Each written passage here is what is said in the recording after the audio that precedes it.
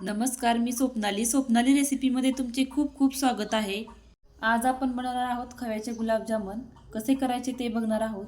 काय मस्त झालेले आहेत बघा खव्याचे गुलाबजामुन, एकसारख्या रंगावर असे तळलेले सुद्धा आहेत आणि मस्त एकदम सॉफ्ट झालेले आहेत। आतपर्यंत सुद्धा पाक छान असा मुरलेला आहे बघा। दाबल्यानंतर एकदम पटकन फुटतात, म्हणजे मऊसूत झालेले आहेत बघा। जरा सुद्धा आतमध्ये पीठ वगैरे राहिलेलं नाही। एकदम मऊसूत आणि लुसलुशीत असे गुलाबजामुन झालेले आहेत। हे काय रंग तर आलेला आहे बघा, छान एकदम मस्त। व्हिडिओ स्किप न करता शेवटपर्यंत नक्की बघा, म्हणजे तुमचे सुद्धा गुलाबजामुन असे पहिल्या प्रयत्नातच एकदम परफेक्ट होतील। आणि व्हिडिओ लाईक करा आणि आमच्या जर चॅनलला सबस्क्राईब केलं नसेल तर व्हिडिओला सबस्क्राईब करा, म्हणजे असेच नवनवीन व्हिडिओचे नोटिफिकेशन तुम्हाला रोज येईल। खव्याचे गुलाबजामुन बनवण्यासाठी मी इथं घेतलेला आहे अर्धा किलो खवा घेतलेला आहे बघा। इथं मी अर्धा किलो आणि 1 किलोचं प्रमाण असं कसं घ्यायचं आपण बरोबर परफेक्ट प्रमाण इथं सांगणार आहे। खवा चांगला मळून घ्यायचा आपण असा 1-2 मिनिट तरी आपल्या हाताच्या असं तळव्याच्या सहाय्याने असं दाबून आपण असं गाठी वगैरे असतात त्याच्यामुळे असं चांगला मळून घ्यायचा आहे खवा। 2 मिनिट आपण चांगला खवा मळून घेतलेला आहे असा। तर आता आपण ह्याच्यामध्ये टाकून घ्यायचा आहे मैदा। तुम्ही मैदा किंवा गव्हाचं पीठ पण वापरू शकता, मी इथं मैद्याचा वापर करणार आहे। तर इथं आपला अर्धा किलो खवा आहे, तर मी इथं घेतलेला आहे 100 ग्रॅम मैदा घेतलेला आहे बघा। तर आपण ह्याच्यामध्ये थोडा थोडा ॲड करत आपण हे मिक्स करून घ्यायचं आहे। हे मिश्रण खवा पातळ आहे बघा, थोडंसं पीठ टाकल्यानंतर थोडंसं घट्ट वाटतं आपल्याला, होतंय आता। एकदम लगेच पीठ पूर्ण टाकायचं नाही, थोडं थोडं टाकून हे असं आपण चांगलं मळून घ्यायचं आहे। अर्धा किलो खवा असेल तर 125 ग्रॅम पीठ वापरायचं आणि 1 किलो जर खवा असेल तर पाव किलो पीठ वापरायचं। तसं आपण तसंच प्रमाण वाढवत जायचं आहे बघा। 1 किलो जर आपला खवा 1 किलो, आपल्याला 1 किलोचे गुलाबजामुन बनवायचं असेल तर आपण पाव किलो गव्हाचं पीठ किंवा पाव किलो मैद्याचं पीठ वापरायचं। तसंच 2 किलो जर असेल तर अर्धा किलो वापरायचं, म्हणजे परफेक्ट प्रमाण होतोय। म्हणून मी इथं अर्धा किलो माझा खवा आहे, तर त्यासाठी मी इथं घेतलेला आहे 125 ग्रॅम पीठ घेतलेलं आहे, म्हणजे त्याच्या पाव भाग आपल्याला पीठ वापरायचं आहे। तर आपण सर्व पीठ ह्याच्यामध्ये मिक्स करून घेऊया बघा। पीठ टाकून मी तसं चांगलं मळून घेतलेलं आहे, सगळं एक जीवपणा केलेला आहे। 1-2 ते 3 मिनिटं मी आणखीन चुरून घेतलेलं आहे, असं मऊ करून घेतले बघा।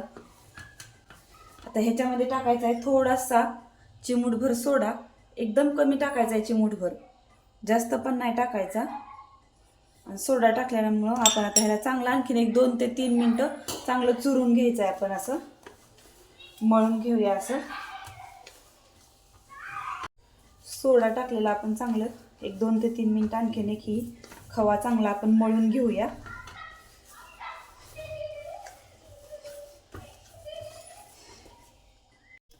बघा। 3-4 मिनिटं चांगलं आपण असं मळून घेतले। आपल्या हाताला असं तेल सुटल्यासारखं झालंय बघा, अजिबात हाताला चिटकत नाही असं।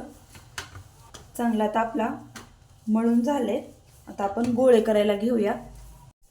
आता आपण पाक करायला घेऊया। त्यासाठी मी इथे एक पातेलं ठेवलेलं आहे आणि ह्या वाटीने मोजून आपल्याला साखर घ्यायची आहे बघा। आपला अर्धा किलो खवा आहे, तर त्याच्या दीडपट आपल्याला साखर घ्यायची आहे। म्हणजे अर्धा किलो खवा आहे तर अर्धा किलोपेक्षा जास्त, म्हणजे पाऊण किलो आपल्याला साखर घ्यायची आहे। तर ही वाटी आहे ती माझ्या याच्यामध्ये पाव किलो साखर बसते बघा। तर ही मी 2.5 वाटी साखर घेतलेली आहे, तर आपल्याला ह्याच्यामध्ये 2 वाटी पाणी टाकायचं आहे। ही 2.5 वाटी आपण, ह्या वाटीने 2.5 वाटी आपण साखर ह्याच्यामध्ये टाकून घेऊया। आणि साखरेपेक्षा थोडंसं कमी असं पाणी ह्याच्यामध्ये ओतून घ्यायचं आहे बघा। 2.5 वाट्या साखर आहे, अर्धा किलोपेक्षा जास्त। तर ह्याच्यामध्ये आपण 2 वाट्या पाणी टाकून घेणार आहोत भरून अशा। आणि साखर विरघळेपर्यंत ह्याला चांगलं 1-2 मिनिटं ढवळत राहायचं आहे। साखर विरघळेपर्यंत गॅस मोठा करायचा आहे आणि असं ढवळत राहायचं आहे, म्हणजे साखर आपली पटकन विरघळते बघा। 1-2 मिनिटांमध्ये आपली साखर चांगली विरघळलेली आहे। आता आपण ह्याला चांगलं एक 7 ते 8 मिनिट चांगलं खळखळून उकळी येऊ द्यायचे आहे. म्हणजे पाक आपला चांगला होतो. आपल्याला जास्त चिकट पण करायचा नाही, आपल्या हाताला आपल्या बोटाला फक्त चिटकला पाहिजे असा. जास्त आपल्याला तारही करायचा नाही आणि असा जास्त कडकही करायचा नाही आणि एकदम पातळ पाण्यासारखा सुद्धा करायचा नाही की मी तुम्हाला दाखवणार आहे असं नंतर की आपल्या हाताला असा चिकटला पाहिजे इतपत आपण पाक करायचा आहे. याला 7 ते 8 मिनिट आपण ह्याला उकळू देऊया. तोपर्यंत आपण गुलाबजामुनचे गोळे करून घेऊया. पाक आपला होते तोपर्यंत आपण इकडे गुलाबजामुनचे गोळे करून घेऊया. बघा हे असा मळ्याला गोळा आहे. आपण अगोदर असा थोडासा गोळा घ्यायचा आहे आणि चांगला असा मळायचा एकदा.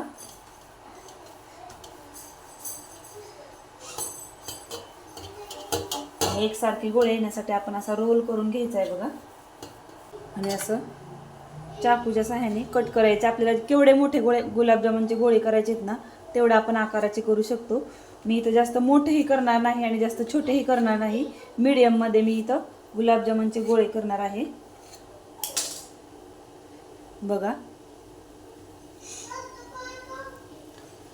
चांगलं आपल्या हाताला असं गोळी करताना आपल्या हाताला असं तेल सुटतं बघा. हो का, अजिबात चिटकत नाही.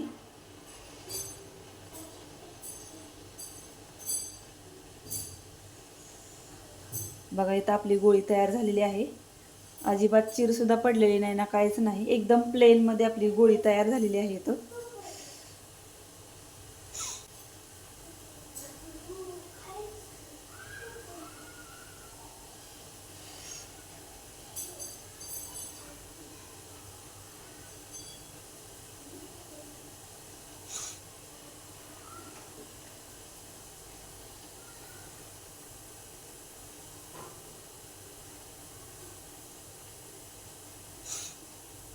सर्व गोळे आपण करून घेऊया अशा पद्धतीने एकसारख्या आकाराचे. तुमच्या आवडीप्रमाणे लहान मोठे तुम्ही करू शकता. गुलाबजामुनचे गोळे आपले करून झालेले आहेत बघा. मी असे मध्यम आकाराचे केलेले आहेत. एकूण 60 गोळे झालेले आहेत माझे. आता आपला पाक पण तयार झाला आहे. आपण गॅस बंद करून देऊया. इकडं आपला पाक पण झालेला आहे बघा. एक 10 मिनिट चांगला आपण ह्याला साखर विरघळल्यानंतर उकळून घेतलेला आहे. असा चिकट पाक झालेला आहे. एकदम पण कडक करायचा नाही, म्हणजे हाताला आपल्या चिटकला पाहिजे असा चिकट. आता आपण गॅस बंद करून दिलेला आहे. आता गोळे तळून घेऊया. आपण गुलाबजामुनचे गोळे तळून घेऊया. तेल गरम झाले का हे बघण्यासाठी बघा मी इथे छोटीशी गोळी टाकून बघितली होती आणि अशा बुडबुडे येतात, म्हणजे आपलं तेल तापलेलं आहे. एकदम पण जास्त धूर निघेपर्यंत कडकडीत तेल गरम करायचं नाही, असं हलकं चांगलं गरम झालं पाहिजे. आता आपण ह्याच्यामध्ये गोळे सोडून घेऊया. जेवढे आपल्याला तेल ओतले आपण त्याप्रमाणे 8-10 गोळे आपण तळून घ्यायचे आहेत.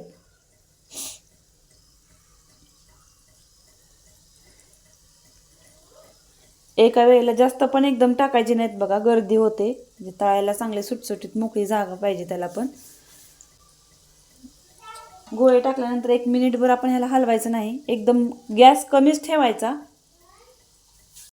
बघा 1 मिनिटभर झाले गोळे टाकून आणि मी लगेच पलटी मारलेत. पहिला घाणा पहिल्यांदा थोडंसं खाली चिटकतो, पण एवढं पण नाही. लगेच बघा वरती आलेले आहेत गोळे.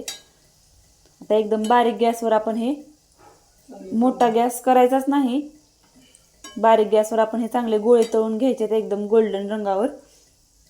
मोठा गॅस केला की वरून लाल होतात पटकन, आतमध्ये पीठ राहतं. त्याच्यामुळे एकदम बारीक गॅसवर आपण चांगले खरपूस वर्ण रंग येईपर्यंत आपण हे भाजून घ्यायचे आहेत बघा, चांगले तळून घ्यायचे आहेत. असं गोल गोल गोल गोल असं ढवळत नाही राहायचं, फक्त ह्याला असं गोल गोल गोल गोल असं इकडून हलवत राहायचं, म्हणजे सगळ्या बाजूने हे गोळे तळले जातात बघा. बघा मी असं फक्त गोल गोल गोल गोल फिरवत आहे, म्हणजे सगळ्या बाजूने हे आपले एकसारख्या रंगावर तळले जातात. बघा तुम्हाला रंग तर दिसतच असेल कसं एकसारखा. बघा आता आपण सगळे गुलाबजामुनचे गोळे आपले तळून झाले. बघा एकूण मला 4 ते 5 मिनिट लागलेले आहेत हे गुलाबजामुनचे गोळे तळण्यासाठी. किती छान रंग सुद्धा आलेला आहे बघा, एकसारख्या रंगावर मस्त असे तळलेत. आता आपण हे एका ताटामध्ये काढून घेऊया. बघा इथं आपले एकसारख्या रंगावर असे सर्व गोळे तळून झालेले आहेत. अजिबात चीर सुद्धा पडलेली नाही ना, काहीच नाही बघा. एकदम मस्त असे एकसारख्या रंगावर तळले गेलेले आहेत गोळे. गोळे सगळे तळून झालेत. आता आपण पाकामध्ये टाकून घेऊया. पाक मी इथं पसरट भांड्यामध्ये ओतून घेतला आहे बघा. शक्यतो असं गुलाबजामुन मुरवण्यासाठी पसरटच भांडं घ्यायचं, जेणेकरून एकावर एक गुलाबजामुन पडत नाहीत आणि चांगले मुरले जातात असे पसरून टाकल्यानंतर. आता आपण ह्याच्यामध्ये टाकून घेऊया. पाक बघा जास्त गरमही नाही, जास्त कडकडीत. असं बोट घातलं तर एकदम असं हाताला चटका बसत नाही असं आहे आणि असं चिकट आहे बघा. जास्त कडक करायचा नाही पाक. आता आपण हे गोळे ह्याच्यामध्ये टाकून घेऊया. आणि गोळे सुद्धा एकदम जास्त गरम नाहीत, हलके कोमट गरम आहेत असे. तर ह्याच्यामध्ये आपण सर्व गोळे टाकून घेऊया. गोळे मी पाकामध्ये टाकून घेतलेले आहेत बघा. नंतर असे खाली जातील भिजल्यानंतर थोडे. आणि ह्याला आपण 7 ते 8 तास आपण मुरवत ठेवायचं आहे. रात्री जर केले तर आपल्याला हे सकाळी खायला होतील आणि सकाळी जर केले तर लगेच संध्याकाळपर्यंत आपल्याला खायला होतील मस्त असे गुलाबजामुन. तर आता आपण ह्याला 7 ते 8 तास असंच मुरवत ठेवूया, किंवा 5 ते 6 तासानंतर सुद्धा आपल्याला हे खायला तयार होतात बघा, चांगले मुरतात. ह्याला आपण आता झाकून ठेवूया, 5 ते 6 तास झाकून ठेवूया.